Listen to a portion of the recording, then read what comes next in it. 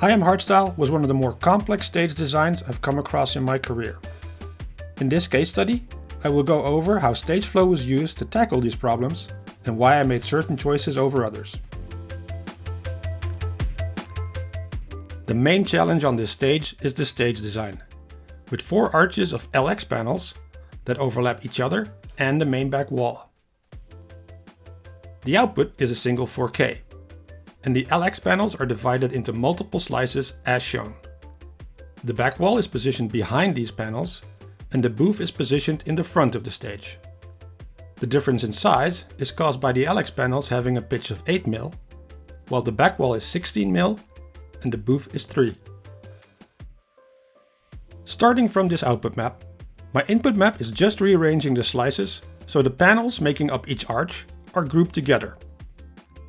This results in a 3264 by 1566 pixel input map and composition size. While a more wide input map might be easier to read, it results in enlarged unused areas and a total comp size nearly twice as wide. On the other hand, an even more compressed input map is also possible, but this makes it significantly harder to identify slices, while only being slightly smaller in size. After loading this input map and technical drawing in StageFlow, the technical drawing is matched in size to the LED by eyeballing the width of one of the main LX panels, and then proceeding to scale up the technical drawing until both panels match up in width. The center of the back wall is then lined up to the center of the canvas in StageFlow, after which I lock the guide. To recreate the layout, I look for something that defines the distance between LX panels. In the technical drawing, you can see that there is one panel between each arch. And I know that each panel is 108 pixels high. So I can take the second panel from the bottom and position it at 54 pixels from the center of the canvas. I then take the third panel from the bottom and use StageFlow's relative snapping feature to position it opposite from the center at exactly the same distance. Then it's a matter of using relative snapping again to snap the other panels in place. By keeping width and height values relative to each other, instead of aligning the panels to the guide by eye, I make sure that any content playing on the panels is distributed evenly. I feel this results in a calmer and more pleasing overall visual experience, even when it doesn't align one-to-one with how the real physical structure is built. Snapping the remaining panels in place is straightforward. By dragging a slice near a corner point, StageFlow will use that point for snapping.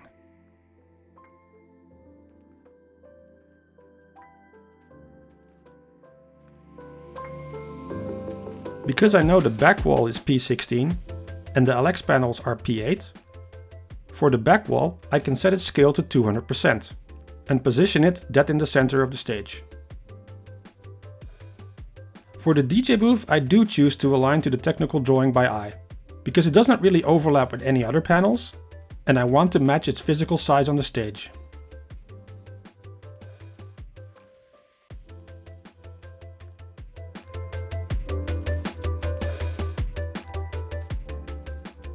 The Ghost Story show has very cinematic content, created at 4K resolution, so that is the resolution I use for my looks.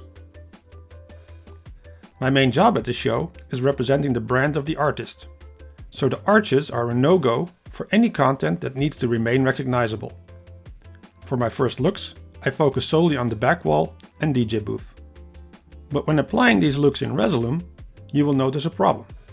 The content fills the slice, but is strangely mirrored along the edges. This is because our content is 3840 by 2160, while our composition is only 3264 by 1566. This causes StageFlow to sample pixels that aren't actually there. Thankfully, this is easily fixed by setting the layer scale in Resolume to 3840 by 2160, and then dragging the StageFlow effect before the transform effect. The content now fills the slice perfectly. By applying look 1 on layer 2 and look 2 on layer 3, the logo and DJ name are now positioned correctly and are recognizable on the back wall and booth respectively.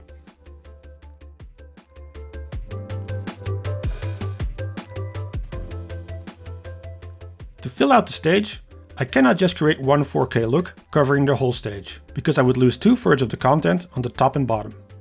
Instead, I choose to use the edge where the panels fold forward as a natural divider, dividing the stage in 3 equal parts. I first create a focal covering the entire center area and position it dead center. I then alt-drag this focal in the list to create 2 copies, positioning to the left and right of the center.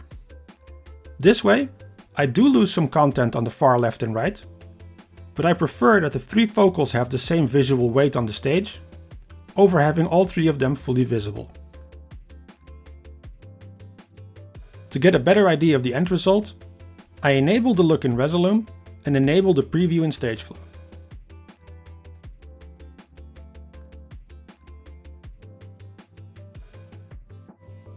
This way, I can make sure that the looks communicate any cinematic content as best they can on the LX panels. For a second look, I divide the stage in half. First, I create a focal that covers the left third and scale it up until it covers the entire left half of the stage. I then set the focal cover mode to partial, which will cause the content to also be displayed on slices not fully covered by the focal. I then make a copy, drag it to the right of the stage, and set it to flip over X, creating a mirrored look that covers the whole stage.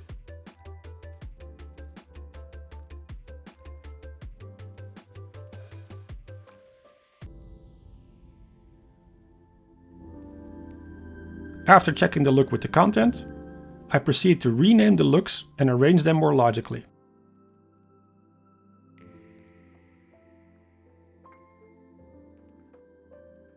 I move the back wall and booth in front of the stage filling looks, to better represent how they stack on the stage. Notice how this doesn't interfere with the visual output in Resolume, and how the change in name and order is correctly reflected in the effect.